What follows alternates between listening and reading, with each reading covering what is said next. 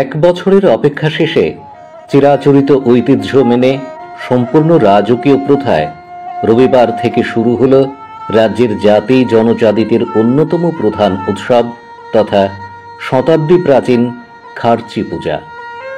এই সপ্তাহব্যাপী খার্চি উৎসবকে কেন্দ্র করে ইতিমধ্যেই আকাশে বাতাসে ছড়িয়েছে খুশির বার্তা। খার্চি পূজাকে ঘিরে লোকমুখে প্রচলিত আছে নানা পৌরাণিক কাহিনী।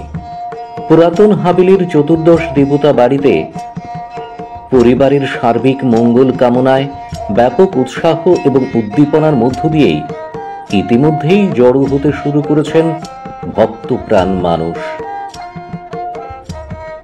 আগের দিন জাঁকজমকপূর্ণ অধিবাসের পর রবিবার সকালে প্রশাসনিকভাবে গার্ড অফ অনারের মধ্য দিয়ে ত্রিপুরা তথা উত্তর পূর্বের অন্যতম বৃহৎ উৎসব খার্চি পূজা এবং মেলার সূচনা হয়। রীতিনীতি অনুযায়ী হাওড়া নদীর মন্দির ঘাটে 14 দেবতার অবগাহনের তথা স্নান যাত্রা অনুষ্ঠিত হয় শনিবার সন্ধ্যায়।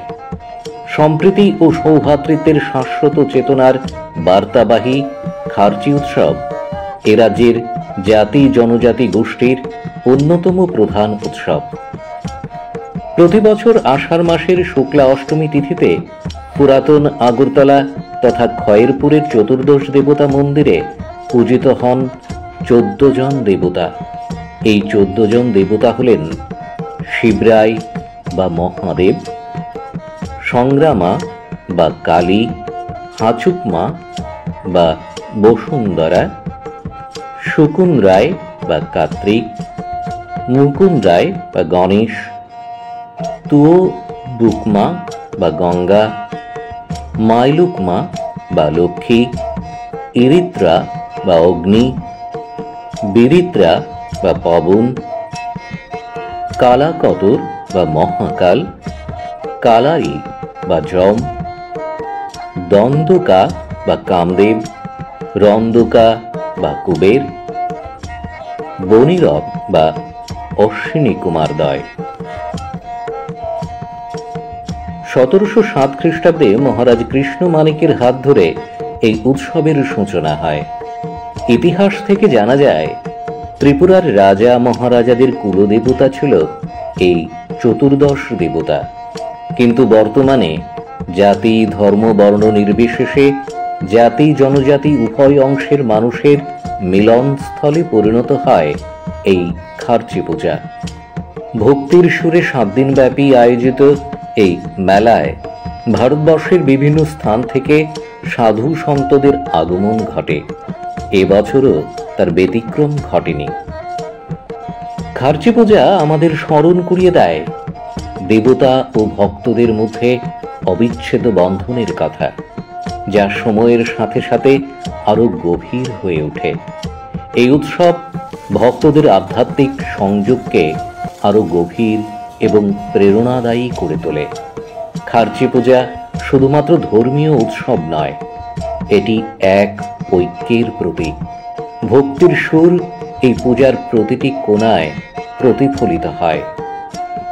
এবছর খার্চি মেলার 264তম বর্ষ।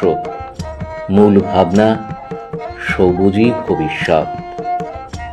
রাজ্যের মিশ্র সংস্কৃতি এবং সৌভ্রাতৃত্বের মেলবন্ধনের প্রতি এই উৎসবকে ঘিরে গোটা 14 দেবতা মন্দির নতুনভাবে রাঙিয়ে তোলা হয়েছে। মন্দির সহ Haveli park, museum, Haveli lake নানা রঙের আলোকমালায় সাজানো হয়েছে। এবছর খার্চি পূজা উৎসব ও মেলায় সহস্রাধিক দোকানিরা তাদের পসরা সাজিয়ে বসেছেন। প্রতিদিন মেলায় কয়েক হাজার পুণ্যার্থীর সমাগম লক্ষ্য করা যায়। তাদের নিরাপত্তার কথা মাথায় রেখে এবং যে কোনো ধরনের অপ্রীতিকর ঘটনা এড়াতে মেলা প্রাঙ্গণের বিভিন্ন স্থানে বসানো হয়েছে সিসি ক্যামেরা। পুলিশ, টিএসআর বাহিনী, পাশাপাশি civil defence, scout and guides কর্মী, স্বেচ্ছাসেবী কর্মী সহ সাদা পোশাকের পুলিশ কর্মীরাও আছেন অতন্দ্র প্রহরায়। রয়েছে অগ্নি নির্বাপনের ব্যবস্থা এবং স্বাস্থ্য পরিষেবা সহ সব ধরনের সেবামূলক সুযোগ।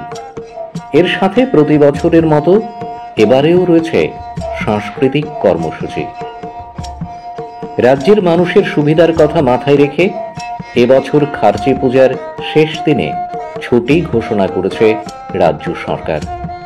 আধ্যাত্মিক ঐতিহ্যে অগণিত ভক্তপ্রাণ শ্রদ্ধালুদের আগমনে মুখরিত হয়ে উঠুক এবারের খার্চি উৎসব ও মেলা।